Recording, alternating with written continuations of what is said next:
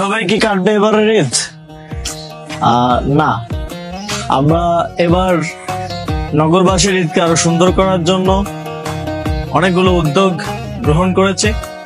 তার মধ্যে অন্যতম হচ্ছে আমরা এবার একসাথে আমাদের চিনমৈত্রী সম্মেলন কেন্দ্রের পাশের যে মাঠ আছে সেখানে লক্ষাধিক মানুষের জন্য ঈদের জামাতের আয়োজন করা হয়েছে।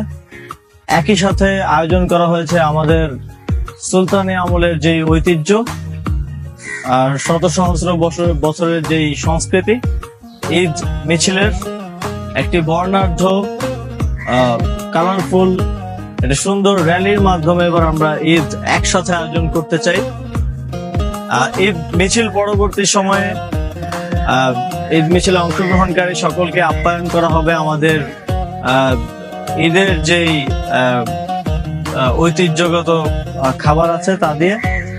একই সাথে তারপরে থাকবে ছোট্ট একটি সাংস্কৃতিক অনুষ্ঠান। এবারের ঈদে নতুন বাংলাদেশে নতুন করে সকলকে জানাই ঈদ মোবারক এবং প্রত্যাশা রাখছি আপনারা এবারের ঈদ মিছিলে অংশগ্রহণ করবেন। আমরা দেখতে পেয়েছি আমাদের আহ্বানে সাড়া দিয়ে সারা দেশে বিভিন্ন স্থানে অনেকেই স্ব-উদ্যোগে ঈদ মিছিল আয়োজন করছেন। আপনি আপনার কাছাকাছি জায়গায় ঈদ মিছিলে অংশগ্রহণ করুন এবং আমাদের এই সহস্র বছরের সংস্কৃতিকে আবার রিভাইভ করতে আমাদেরকে সহযোগিতা